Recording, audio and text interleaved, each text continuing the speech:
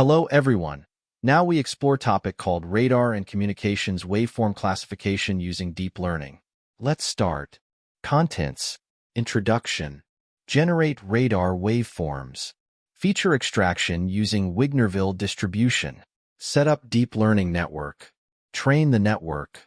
Evaluate performance on radar waveforms. Generate communications waveforms and extract features. Adjust deep learning network architecture.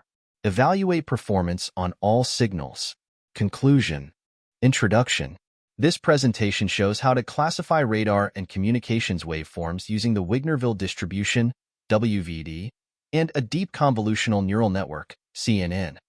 Modulation classification is an important function for an intelligent receiver. Modulation classification has numerous applications, such as cognitive radar and software-defined radio. Typically, to identify these waveforms and classify them by modulation type, it is necessary to define meaningful features and input them into a classifier. While effective, this procedure can require extensive effort and domain knowledge to yield an accurate classification. This example explores a framework to automatically extract time-frequency features from signals and perform signal classification using a deep learning network. The first part of this example simulates a radar classification system that synthesizes 3 pulsed radar waveforms and classifies them. The radar waveforms are rectangular, linear frequency modulation, LFM, Barker code. A radar classification system does not exist in isolation. Rather, it resides in an increasingly occupied frequency spectrum, competing with other transmitted sources such as communication systems, radio, and navigation systems. The second part of this example extends the network to include additional communication modulation types. In addition to the first set of radar waveforms, the extended network synthesizes and identifies these communication waveforms. Gaussian frequency shift keying, GFSK. Continuous phase frequency shift keying, CPFSK. Broadcast frequency modulation, BFM. Double sideband amplitude modulation, DSBAM. Single sideband amplitude modulation, SSBAM. Generate radar waveforms. Generate 3,000 signals with a sample rate of 100 MHz for each modulation type. Use phase.rectangular waveform for rectangular pulses, phase.linear FM waveform for LFM, and phase.phase-coded waveform for phase-coded pulses with Barker code. Each signal has unique parameters and is augmented with various impairments to make it more realistic. For each waveform, the pulse width and repetition frequency will be randomly generated. For LFM waveforms, the sweep bandwidth and direction are randomly generated. For Barker waveforms, the chip width and number are generated randomly. All signals are impaired with white Gaussian noise using the ON function with a random signal-to-noise ratio in the range of -6 to 30 dB.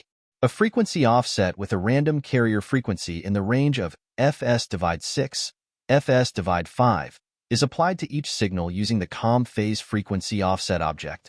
Lastly, each signal is passed through a multipath Rickian fading channel, COM-Rickian channel. The helper function helper generate radar waveforms creates and augments each modulation type. Let's break down the code step by step. RNG default. This sets the random number generator to its default settings, ensuring reproducibility of results. Wave, mod type, equals helper generate radar waveforms. This line calls a helper function helper generate radar waveforms to generate radar waveforms, wave, along with their corresponding modulation types, mod type.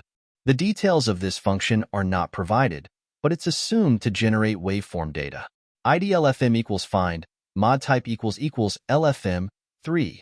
This line finds the indices, IDLFM, of the first 3 occurrences of the LFM modulation type in the mod type array. LFM likely stands for linear frequency modulation.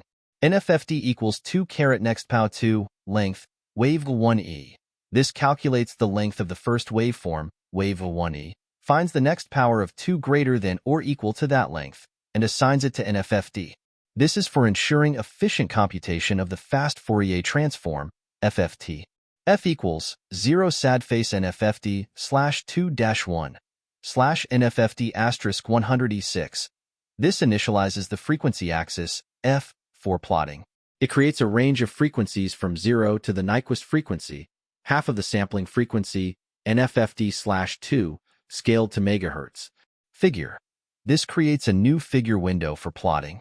Subplot 1, 3, 1. Subplot 1, 3, 2. Subplot 1, 3, 3. These lines set up a 1 by 3 grid of subplots, where the subsequent plots will be placed.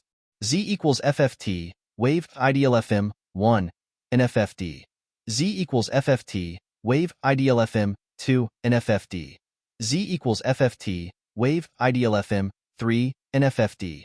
These lines compute the FFT of the first 3 LFM waveforms, wave ideal FM 1, wave ideal FM 2, wave ideal FM 3, using FFT function, with NFFD as the number of points for the FFT. Plot F/1E6, abs Z1. NFFD/2. These lines plot the absolute value of the FFT result, abs Z1. NFFD/2, against the frequency axis, F/1E6, for the first, second, and third LFM waveforms. The division by 1 times 10 to the power of 6 converts the frequency axis from hertz to megahertz. Z-label, frequency, megahertz, A-label, amplitude, axis square. These lines set the x-axis label to frequency, megahertz, the y-axis label to amplitude, and ensure the aspect ratio of the plot is square. To improve the classification performance of machine learning algorithms, a common approach is to input extracted features in place of the original signal data. The features provide a representation of the input data that makes it easier for a classification algorithm to discriminate across the classes. The Wignerville distribution represents a time-frequency view of the original data that is useful for time-varying signals. The high resolution and locality in both time and frequency provide good features for the identification of similar modulation types. Use the WVD function to compute the smooth pseudo-WVD for each of the modulation types. This code snippet creates a figure with 3 subplots, each displaying a time-frequency representation of a different type of waveform using the Wignerville distribution, WVD, technique. Let's break it down. Subplot 1, 3. 1. This creates a subplot grid of 1 row and 3 columns, and selects the first subplot for plotting. WVD, wave I find, mod type == rect, 1, 8, 100E6, smooth pseudo. This line computes the Wignerville distribution, WVD, of the radar waveform corresponding to the modulation type, rect. The WVD is computed using the WVD function. The first argument wave A find, mod type == rect, 1, retrieves the radar waveform associated with the rect modulation type. The second argument 100 times 10 to the power of 6 specifies the sampling frequency, 100 MHz. The third argument, smooth pseudo, specifies the type of WVD computation. Axis square, color bar off, title, rect. This line sets the aspect ratio of the plot to square, axis square, turns off the color bar off, and sets the title of the subplot to rect. Similar operations are performed for the second and third subplots. Overall, this code visualizes the time-frequency characteristics of different radar waveforms using the Wignerville distribution and arranges them in a single figure for comparison. To store the smooth pseudo-Wignerville distribution of the signals, first create the directory TFD database inside your temporary directory tempter. Then create subdirectories in TFD database for each modulation type. For each signal, compute the smooth pseudo-Wignerville distribution and downsample the result to a 227 by 227 matrix. Save the matrix as a.png image file in the subdirectory corresponding to the modulation type of the signal.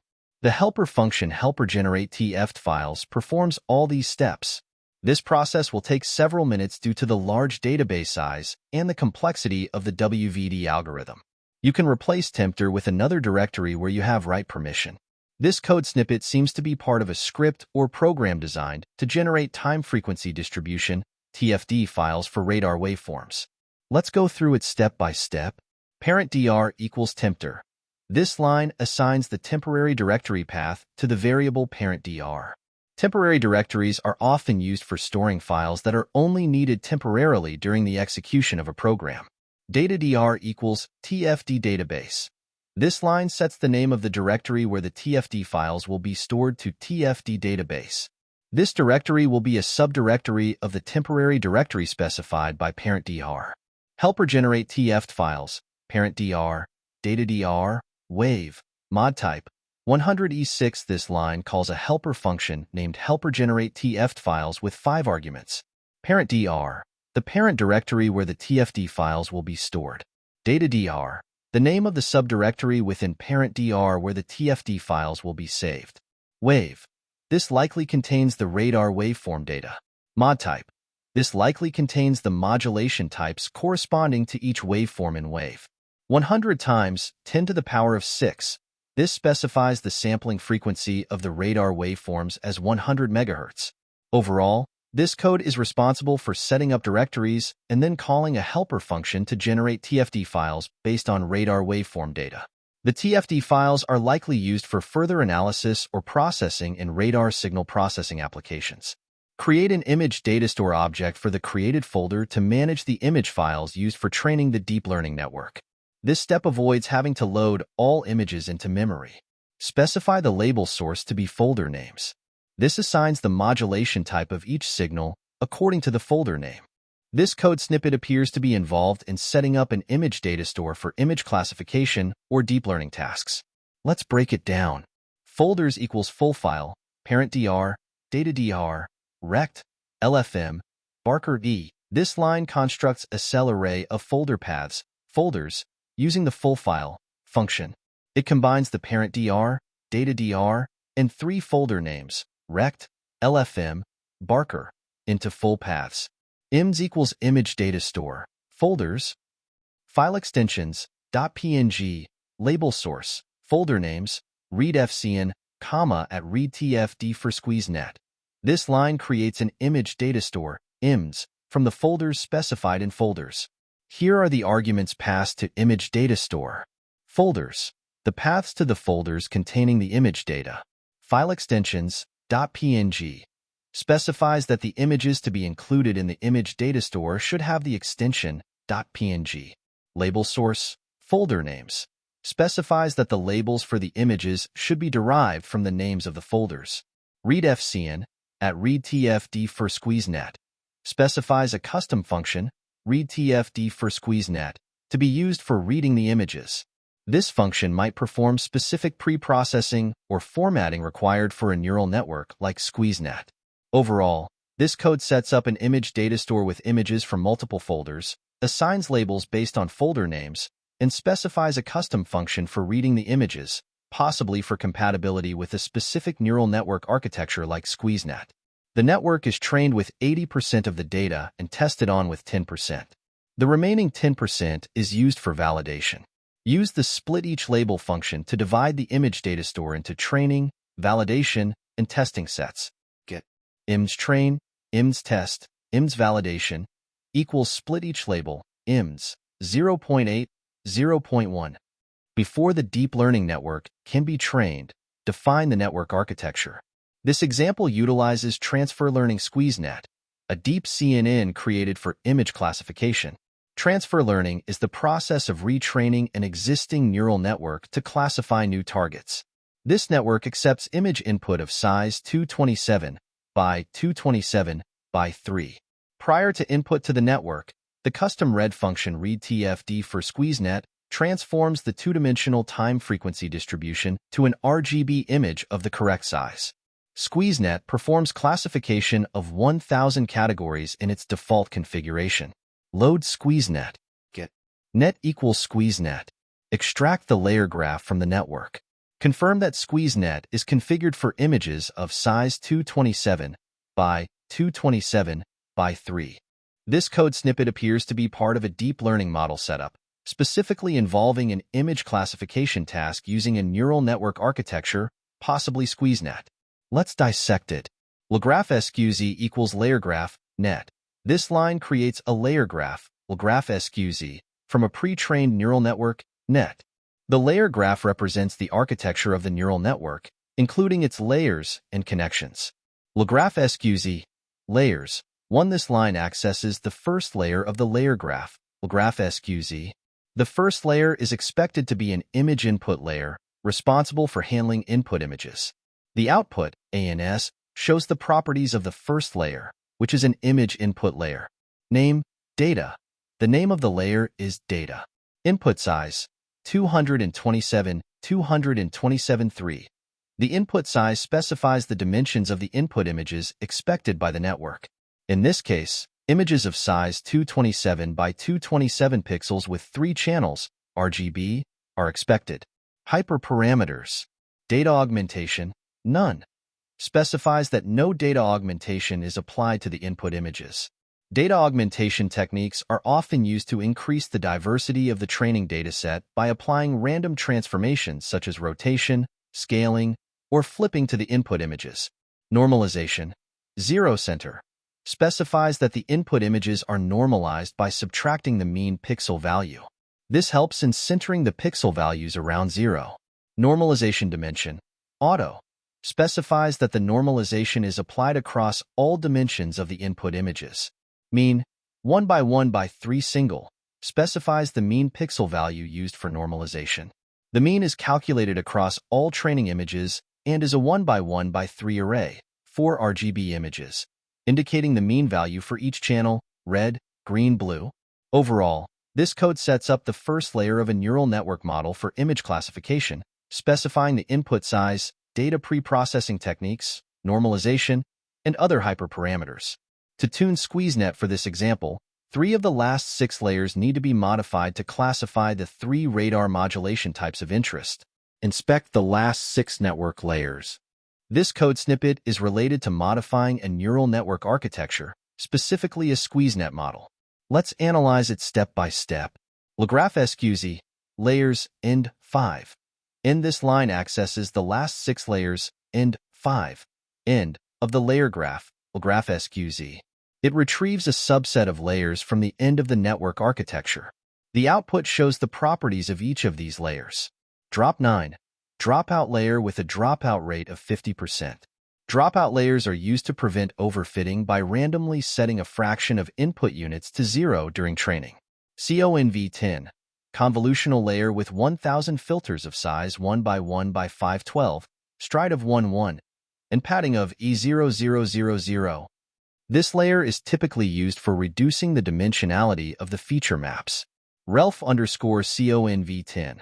ReLU activation function applied to the output of the convolutional layer CONV10. Pool10.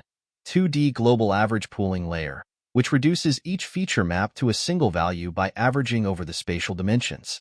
Prob. Softmax activation function applied to the output of the previous layer, generating class probabilities. Classification layer _ predictions. Classification output layer, typically a softmax cross-entropy layer, which computes the loss and performs classification based on the computed probabilities. Replace the drop 9 layer, the last dropout layer in the network, with a dropout layer of probability 0.6. This instruction indicates that the drop 9 layer should be replaced with a new dropout layer having a dropout probability of 0.6, 60%. This replacement is likely aimed at adjusting the dropout rate to control overfitting differently or to experiment with different regularization strategies. Overall, this code snippet demonstrates the modification of a neural network architecture by replacing a specific layer with another layer having different configurations, in this case, changing the dropout probability. This code snippet involves modifying a SqueezeNet neural network architecture for a specific task, likely related to image classification. Let's break down the steps. Replacing dropout layer. TMP layer equals LaGraph SQZ. Layers, end 5. Accesses the dropout layer, drop 9, from the end of the layer graph, LaGraph SQZ. New dropout layer equals dropout layer, 0.6, name, new_dropout. Creates a new dropout layer with a dropout probability of 0.6 and assigns it a name, new_dropout. LaGraph SQZ equals replace layer, LaGraph SQZ, TMP layer, name, new dropout layer. Replaces the existing dropout layer, drop 9, with the new dropout layer, new dropout layer, in the layer graph, LaGraph SQZ. Replacing 1 by 1 convolutional layer, CONV10. TMP layer equals LaGraph SQZ. Layers, end 4. accesses the last learnable layer, conv10, before the classification layer from the end of the layer graph. New learnable layer equals convolution 2D layer. 1. Number classes. Creates a new convolutional layer, new learnable layer, with 1 by 1 kernel size and a number of filters equal to the number of classes, number classes. Name, new_onv. Assigns the name, new_onv, to the new convolutional layer. Weight learn rate factor, 20. Increases the learning rate factor for weights of the new layer. Bias learn rate factor, 20. Increases the learning rate factor for biases of the new layer. Lagraph sqz equals replace layer, Lagraph sqz, TMP layer, name, new learnable layer. Replaces the existing convolutional layer, conv10, with the new convolutional layer, new learnable layer, in the layer graph, Lagraph sqz. Replacing classification layer. The instruction to replace the classification layer with a new one without class labels is provided directly as a textual comment. It's not implemented in the code snippet but would typically involve replacing the last classification layer with a new one that outputs raw scores instead of probabilities, or removing the classification layer altogether if the network is going to be used for feature extraction.